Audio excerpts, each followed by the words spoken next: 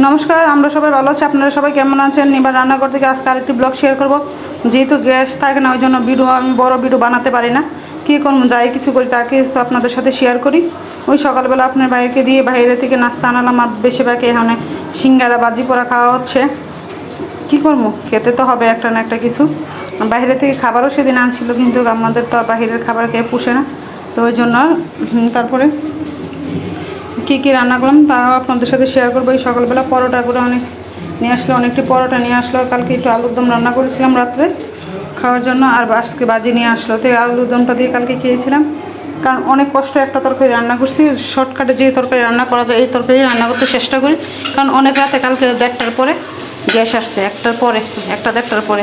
তো ওই টাইমে তো আর আমার পক্ষে রান্না করা সম্ভব না, কারণ মেয়েকেও সময় দিতে হয়, ছেলেকেও সময় দিতে হয়, ওই জন্য। আর এত রাতে আমার রান্না করতেও ভালো লাগে না, তো আর রান্না টান্না করলাম না, এই আর কি। ওই জন্য ভিডিও ভালো করে করতে পারি নাই। তো নাস্তা খাওয়ার পরে আর তো দিনের বেলা গ্যাস আসে নাই, তারপরে ওইটা বিকালের দিকে অল্প একটু হতে তারপরে লুডুস পাস্তা বানিয়ে নিলাম। ওইটা সন্ধ্যার পরে ছিল খাওয়ার জন্য নাস্তা হিসাবে। বিকালের দিকে একটু গ্যাস এসেছিলো, তো সন্ধ্যার পর আজকে গ্যাস ছিল, তো পাস্তা বানিয়ে নিলাম খাওয়ার জন্য। আর দুপুরেও আমাদের বাসার পাশে একটা মন্দির ছিল, ওই মন্দিরে প্রসাদ খেতে গিয়েছিলাম। প্রসাদের ভিডিও আর করা হলো না, একটু করেছিলাম ভিডিও, হয়তো দিয়েছিলাম শর্ট ভিডিও একটা, আর বড় ভিডিও তো নিয়ে আসলাম না। তো ওই সন্ধ্যার পরে পাস্তা রান্না করেছিলাম, পাস্তা খাওয়া হলো। তারপরে রান্না করছিলাম, তারপরে কই মাছ ট্যাংরা মাছ দিয়ে একটু বুনা করব, আর ডাল রান্না করবো রাতে খাওয়ার জন্য, আর সাথে আলু ভাজি করে নেব।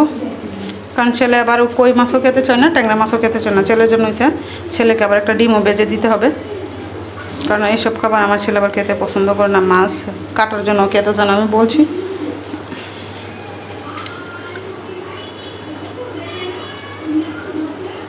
আর প্লিজ আপু ভাইদেরকে বলে আমার ভিডিওগুলো একটু শেয়ার করে দেন, ফেসবুক ফলোয়ার দিয়ে রাখবেন, ইউটিউবে সাবস্ক্রাইবার করে দেবেন।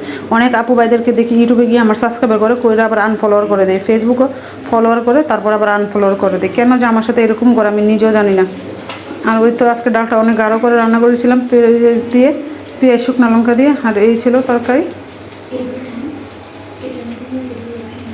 আর প্লিজ আমার ভিডিওগুলো একটু শেয়ার করে দেবেন।